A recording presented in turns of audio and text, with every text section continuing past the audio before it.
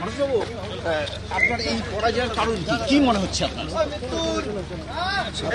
পঞ্চায়েত ছাপ্পা পৌরসভা ছিল এতদিন তৃণমূল কংগ্রেসের, ছাপ্পা বিধায়ক প্রতিষ্ঠিত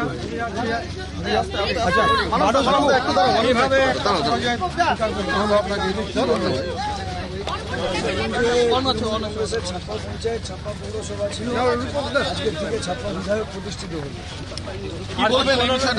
কোনো অভিযোগ রয়েছে? কোনো অভিযোগ রয়েছে? প্রশাসনের উদ্যোগে গ্রামে গ্রামে বস্তিতে বস্তিতে শহরে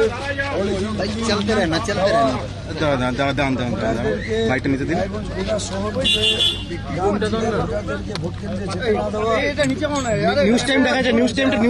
ভোট দেওয়া, পুলিশ প্রশাসনের ব্যবহার সব করেই এই ভোট হারানো। না, তাতে তো আপনি কোনো কমপ্লেন করেননি, আজকে কেন হঠাৎ করে? আমাদের নির্বাচন কমিশনের সমস্ত কমপ্লেন করা আছে। আপনি ভোটের দিন বেলা 2টো পর্যন্ত বলেছিলেন যে ভোট ঠিকঠাক ভোটের দিন আমি রাস্তায় নেমে সারাদিন তৃণমূলের বিরুদ্ধে লড়াই করেছি, সেটা গোটা রায়গঞ্জবাসী দেখেছি। রায়গঞ্জ গণনা কেন্দ্র থেকে আমরা যেটা দেখলাম যে এই মুহূর্তে বেরিয়ে গেলেন বিজেপি প্রার্থী মানস ঘোষ। তিনি পরাজিত হয়েছে বিপুল ভোটে, প্রায় 50,000 ভোটে তিনি পরাজিত হয়েছে। এখনও অ্যাকুরেট সরকারি হিসেবটা আমরা পাইনি। 46,000-এরও বেশি ভোটে তিনি পরাজিত হয়েছেন।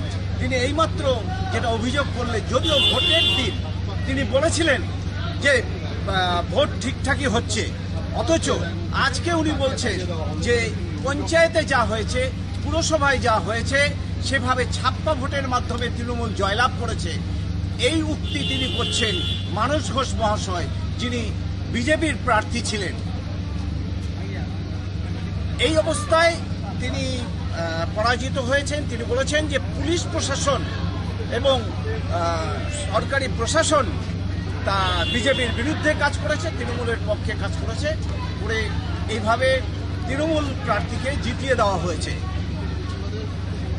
উত্তর দিনাজপুরের রায়গঞ্জ থেকে ক্যামেরায় অংশুজয় দাসের সাথে হিমাংশু দাসের